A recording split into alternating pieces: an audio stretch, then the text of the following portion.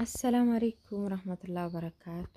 እህለን ሀባይብ እንዴት ናችሁ? ደህና ናችሁ ወይ? አልሐምዱሊላህ ደህና ነኝ እኔ እና ባልኳችሁ መሰረት የሚያምር መፈረሻ እስከነ ምንጣፉ እስከነ ስጋጃው እስኪ እንዲሁም የኩሽና እቃም አለውና ወጃ ከምስራቅ ዲዳ ወደ ታች ትንሽ አድርሼ መጥቻለሁ። እንደምትመለከቱት በመጀመሪያ ወለሉ በእንደዚህ መልኩ አንጥፌዋለሁ። ያው ወለሉ በአንደኛው ነው፣ ባለ ሳንቲም ወለል ይባላል። እንደምትመለከቱ ያው ሁሌም የምወስደው ወለል ነው። አንደኛው ግን ተወዷል፣ አጣይቁኝ የወለል ነገር ማለት ነው። 1 ሜትር 410 ብርና 400 ብር ነው የሚሉት በዚህ ሰዓት። እኔ ግን በ400 ብር ሂሳብ ነው የገዛሁት እና በእንደዚህ መልኩ ወለሉ ግጥም ብሎ ማሻላህ ልኩ ነው። በቃ ምንም አልተረፈምም፣ እንትን አላለውም፣ አልበዛበትም። በቃ ስትሬት ነው የሆነው ማለት ነው እና 17 ሜትር ተኩል ነው። አጠቃላይ 24 ሜትር ተኩል ነው የወሰኩት እስከነጓዳው ማለት ነው። በዚህ መልኩ እንደምትመለከቱት አነጠፍኩኝ። ወለሉ ካነጠፍኩ በኋላ ጨርቆቹ ሁሉ አስገባሁኝ።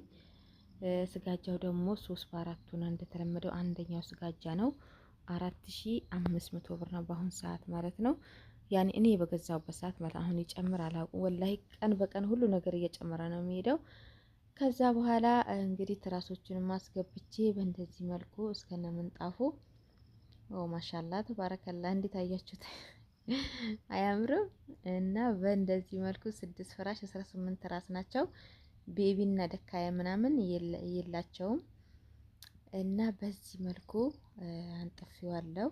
እንደምትመለከቱት ምንጣፉ የቱርኪው አንደኛው ነው፣ ብሉ ብላክ ጨርቁንም ብሉ ብላክ ነው ማጥለቂያው ማለት ነው። ያው ይመሳሰላል ከጨርቁና ከእንትኑ ማለት ነው። የሆነ የሚሳሳብ ነገር አለው እና በቃ የሌለ ነው። ቤተሰቦች በጣም ደስ ነው ያላቸው ወላሂ። እና ጨርቁ ራሱ ባሳያችሁ ደስ ባለኝ። የአባትየው ልብስ እና የእናትየው ልብስ ማለት ነው። ግን ልለሰፍ ስፌት ቤት አልጨረሱትም ነበር፣ ያው ዒድም ስለነበረ ማለት ነው። ዘህማ ነበር እና እንግዲህ የእነሱንም ልብስ ባሳያችሁ በጣም ደስ ይለኝ ነበርና በቃ በእንደዚህ መልኩ ፏ አርጌላቸው። አሁን ኢድ ነገር ሊሆን ዛሬው ነው እንግዲህ መቼ ነው? ሐሙስ ዕለት ነው። አሁን ይሄ ወስጄ ፈርሼ የቀረጽኩት ማለት ነው። ያው አልተመቸኝም ነው ቪዲዮ ልለቀው።